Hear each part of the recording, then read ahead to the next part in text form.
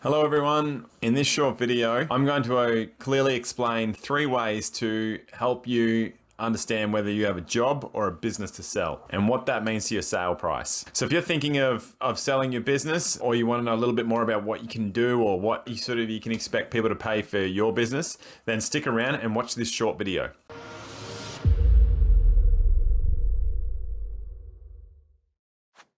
My name is Mick Godwin, and over the years I've heard every definition imaginable about what a business means to both a buyer and a seller when it comes to selling. And one of the most common misunderstandings is that, the seller even has a business to start with. So, reason number 1, it's how we determine your earnings.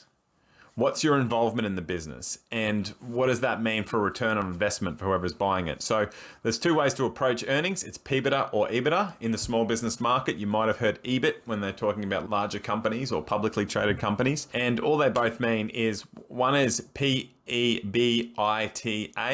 and the acronym, and the other is EBITDA, proprietor's earnings before interest, tax, depreciation, and amortization.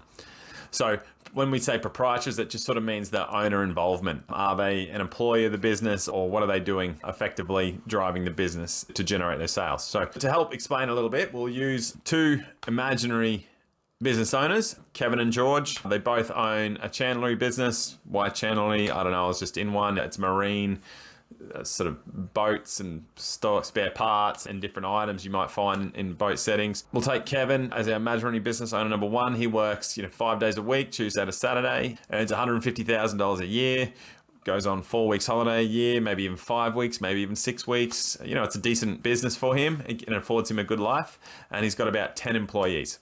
In this instance, Kevin has a job, and those employees that he has, he's hired them to help him do his job, and that's okay. Now, what that means to his earnings and how to approach it, we would use the PBITA approach. And what it means when you go to market is, usually you don't get more than a 50% cap rate return, or what that means is a 2 times multiplier. So if he's earning $150,000 a year, then his business would be about $300,000 on the market plus stock. Sometimes it can be less than multiplier of 2, it can go down to 1, 1.5, 1.6.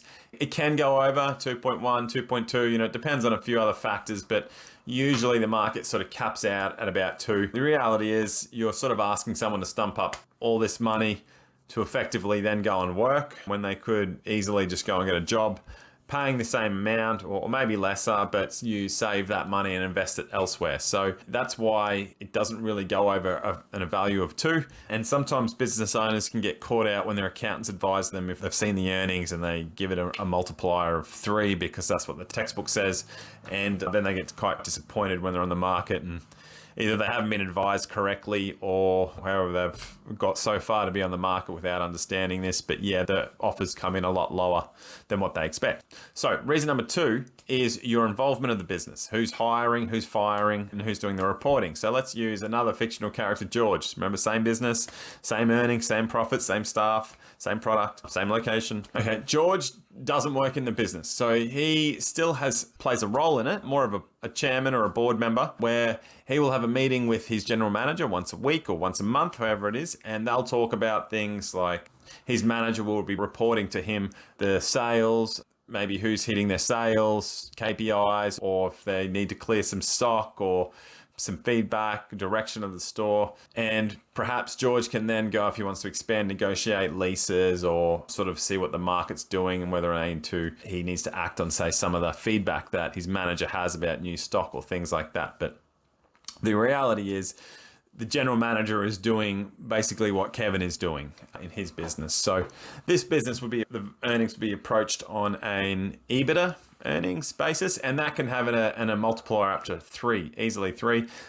In small business, not so much, too much higher than that, but it's always going to be higher than a 2, simply because your involvement is, you've got a lot of time to do other things. So this is more of an investment, which commands a higher price. So looking at those 2 reasons, we've got an earnings approach and we've got an involvement approach. So you might not be a key critical employee in your business, but if you can't sort of disappear for 3 months, or someone can't hire and fire without you either doing it or being involved in it in some way and making those like larger management decisions, then you still have a job, effectively a job, and you have staff around you that are, that you're still managing, and you're being that GM type role to some degree. Okay, so lastly, reason number 3, an easy one for me to determine job or business is who's doing the training. Is it hands-on training, or is the training in the systems of the business? So if are you there when someone comes in, you still have to sort of guide them through the role, or do you allow that person to come through the business and the systems of the business and get trained up without any involvement from yourself? Now, this is a significant factor in a business, because say you do a changeover, a handover period, and you leave the business, well, the new owner is at the mercy of sort of figuring everything out that you knew in your head without trying to rock the boat too much. And there's always going to be changes that want to be made, but just removing any other considerations, it's really much better if you have those systems in place to help any staff or new employee team members come through the business. So there's 3 sort of identifying reasons that you can sort of use to consider if you have a job or a business to sell, if you can expect, say, a maximum of a 2, or perhaps an even multiplier of 3 when it comes to the value of your business. So, in other words, just to summarize, Kevin has a job where his staff, he's employed 10 employees to help him do that job. And George has a business that has systems in place to allow 10 of his employees to do their role. So if you want to know more about what's involved with selling your business, or how much it might be worth on the market, then book an appointment here.